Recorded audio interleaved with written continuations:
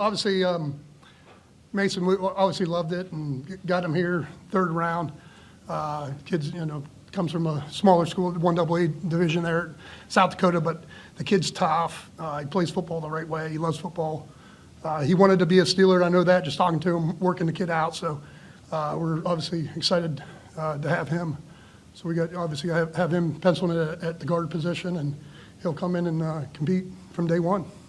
Questions? Have Okay. you ever had a 1, 2, and a 4 before in your coaching career? I have not. This is the first time doing it, and the draft's still young, so we'll see what happens here later on. Pat, why so many offensive linemen? Why so many? Well, I mean, numerous reasons. I mean, obviously, we want to get, continue to become youthful at that position. We got Broderick last year, picked 3 this year. The draft's always different. You never know. I mean, we could have came out with 0 this year. We came out with 3. Just the way the draft order goes down and the picks and who's available at that position. But obviously, we're excited about it, having 3 new guys in the room. It'll be, all 3 of them will be great additions for us. Is there a common trait that all 3 of these guys have, these offensive linemen have, in their attitude or the way they play that really jumped out to you guys in the process? I would say that's probably the main thing is, just their, like you said, like just their attitude and their play style. I don't want to say like they're not pretty players, all that. It's just all 3 of them have those quality that you really like that here, especially at the Steelers. I mean, you talk about guys that are tough, that love ball, that are like just fanatics about it. All 3 of those guys have those kind of traits that we were really looking for here over the last couple of years. Is there a difference between evaluating Division I and Division I AA guys? Not really. I mean, obviously, you got to look at who they're playing and that, and obviously, you like those kids that come from the smaller schools to play like in some form of bowl games, like Mason did, and get to play against better competition in terms of there's still a lot of good competition there, but just day in and day out because the leap from college to this level to the NFL is obviously going to be a huge jump for all of them because every day they're playing against the best. So in terms of evaluation, not really. I mean, you still look for the traits, in terms of physical traits and play style.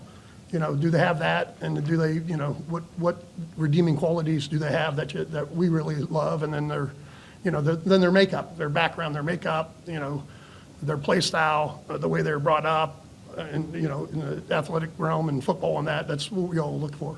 Did you watch his Iowa tape? I'm sorry? Against Iowa? Oh, yeah. Last year against Iowa, you're talking? Yeah. Good. Obviously, when you have a guy like that, and they play like, a major, Power 5 school like that, you study that one too, because the competition is what it is. They typically have, a better athlete or a better player playing against them. So, no, we studied them in the bowl game. And just many games, just, again, regardless of, like, the competition, what it is, it's like the style of play and, play in and play out. How do the guys finish? Just, again, play style. How do they finish? How do they act throughout the game? Are they banged up in this game? Do they still play through injury? All that type of stuff. We study all of it. How did the athleticism at the combine impact your thoughts on him? On Mason? Yeah, he was a big. He did great there. I mean, you talk about guys that are, in the green. We call it like a green, like your numbers wise in terms of like, what his 10 time is and shuttle times and all that. And he did. He was in that upper echelon of timing and all that. So no, obviously it impacts it. It shows you. The film is the film, and that's what we base it off of. But if you got guys that are close, that are similar, like you get them ranked similar, and then you go back to the numbers and you look at that and this guy's this guy's this. So that just gives you more of like a athletic, quickness and number wise. So we look at that. Pat, as an offensive line coach, how exciting is it to see the team really commit to building from the trenches, to see that just be a continued commitment? No, it's great. I mean, it's obviously I'm biased coaching the line and being the next lineman. I mean, it's games are won in the trenches. That's true. I mean, I know it's cliche, but I mean, it's got to start up front. And it's just they're going to add to a room that we've we've been working on for a few years here now. That's going to just add to that group and to that room. It's going to be, it's going to be great. It's going to be awesome. What kind of benefit can there be when you have a big group of guys, they're all about the same age, kind of coming up doing a lot of the same things together in terms of sort of team building, continuity, that kind of No, it's good. Like I said, we got a good group in here, like the room itself. I mean, we got a good, mixture of vets and older vets and mid, fifth and sixth year guys, and, Isaac's a ninth year guy, and now you're going to have, Roger's going to be a second year guy, and we got 3 new ones coming in. So, want to build that and stay, you want to stay young as you can, young, healthy, hungry, all that. So it's going to be a fun process. You know guys that can really work in space with Mason, Zach and Troy, and the other guys you have. How does that kind of help with your run game diversity, what you can do pulling, wide zone, all that stuff? Yeah, it gives us flexibility in the playbook for that type of stuff in terms of like athleticism and youth, and so it'll open up the playbook, and obviously we'll have a system here, and we'll run the system that we have here, but having quality guys there, whether everyone's become starters or backups, early on, and that'll play its way out. That'll during OT's spring camp and through training camp in July and August. Is there a common trait these 3 guys had, or something you were kind of looking in for that they checked off the box for you? Like I said earlier, I think the biggest thing is just their play style, the love of the game. And you can say that, well, all they do, but some guys stand out, and all three of these young men, to me, it's their mental makeup, their approach to the game, the love of the game, and just their play style in terms of being, tenacious and wanting to finish guys. That's, that was the thing that you say, what do all 3? Because they're all 3 going to be different in terms of like, athleticism, but that mental makeup and the football background that, that they love the game and want to come in and compete right away. All three of the 2 are multi-year starters, and all of them going to be 23 at least by the time the season starts. Does that help in terms of being able to hit the ground running? And Yeah, I mean, they're going to be a little bit more mature than maybe somebody else that's coming in at 20 or 21. But they're all the guys that are in the draft right here. And they're all, it's individually going to be based off of, how do they pick it up? How quickly do they pick it up? The position that they're going to play, the competition, all that's going to, play itself out.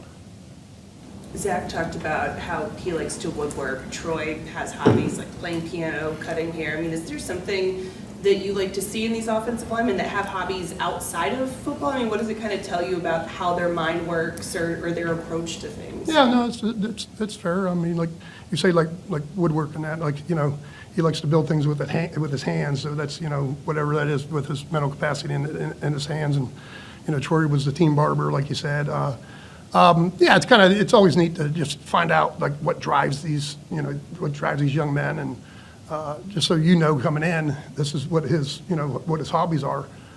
Whether it's Mason's going to be like more of like the outdoorsman, more of like the fisherman and hunter and that type of stuff. So it's kind of neat, kind of unique. They're all individuals, they're all different. So, but it's kind of a unique perspective to see where they are and how they come from, what their other interests are outside of football. When you look at these 3 offensive linemen you added, where do you think that they will continue to need development to reach their full potential? Again, individually based, it's going to be different for everyone coming in. Just they got to get in here, and obviously they're going to work hard and they're going to work at it, and we're going to work with them. We just got to figure out each one individually what they need to work on in terms of them attaining their goal of coming in and helping us here in the near future.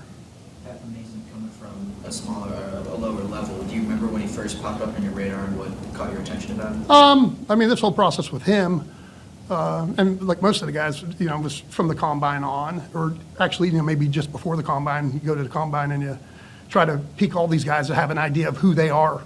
Unlike the scouts who have been doing it for, have been following these guys for a year or more.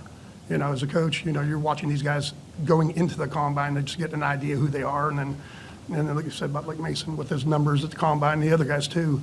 It's just a process. It's just a long process of like figuring out who they are. You're at the combine, or here's what they did at the combine, these pro days, whatnot, and then evaluating their tape, from the last year or years in the past, if you want to go back and have them look at it, like versus Iowa or somebody else versus another team. So it's just a long process in terms of that, but it's, obviously, everybody's put a lot of work into it, and it's to this point, it's worked out well for us.